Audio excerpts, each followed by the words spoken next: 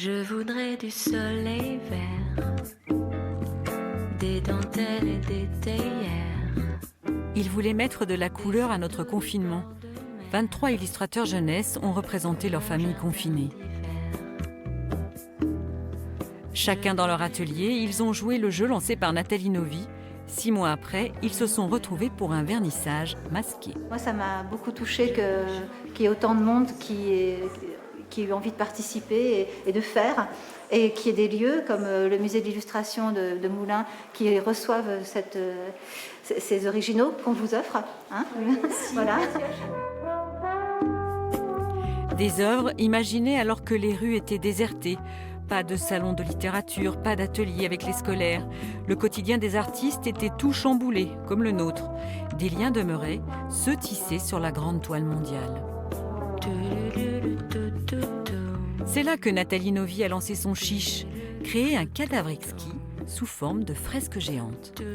Très vite, les illustrateurs, les auteurs et les amateurs ont répondu au défi de Nathalie Novi.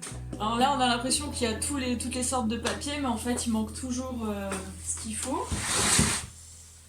Donc, je crois que j'ai trouvé à peu près ce que tu nous as demandé, mais voilà, ce seront deux petits morceaux que je vais attacher. Et c'est seulement à la sortie du confinement que France 3 a pu se rendre chez Nathalie Novi. La voilà en train de peindre sa famille confinée. Une peintre littéraire, un amoureux violoniste et un fils fou de nature. Ça fera une fresque qui aura été faite chacun chez soi, mais avec tout le monde. C'est une grande famille, en fait.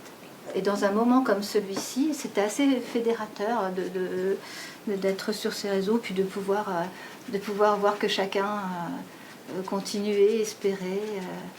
Je trouve que c'était assez humain, en fait, finalement. Un réseau qui s'élargit de jour en jour.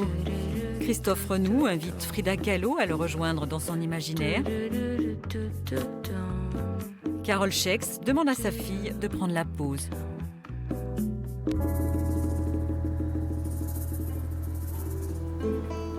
Et c'est au musée de l'illustration de Moulins que les néophytes envoient leurs fleurs, papillons et libellules. Les morceaux de la fresque sont assemblés en septembre.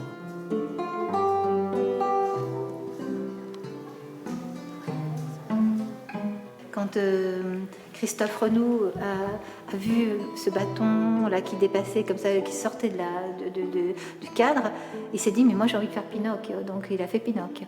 Donc c'était voilà, il a fait ce nez qui devient, qui fleurit finalement aujourd'hui, puisqu'on l'a en plus fleuri de tas de choses. Et en fait, on s'est donné les uns les autres. J'ai initié, mais eux, ils m'ont apporté. Donc c'est quelque chose de très communautaire en même temps. Moi, je suis sauvage, mais j'aime bien quand tout d'un coup, ça existe. Ça n'existe pas grâce à moi, ça existe parce que les gens en avaient besoin. Mon chez-moi est un bateau, ma famille un équipage à l'horizon délavé. À Moulins, le cadavre exquis imaginé par 33 auteurs a pu être écouté pour la première fois. Nos crayons ont esquissé des possibles au-delà de la page. Nos pinceaux ont tracé des nouveaux chemins sinueux. Et nos chez nous, enfin, ont traversé la tempête.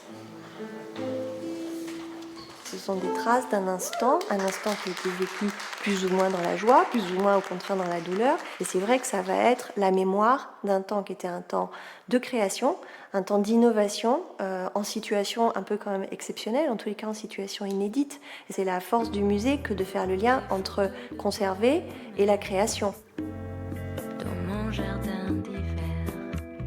Ces esquis portraits de famille nous parlent aussi de nous, de ce que nous avons vécu pendant ce confinement, ici ou ailleurs dans le monde.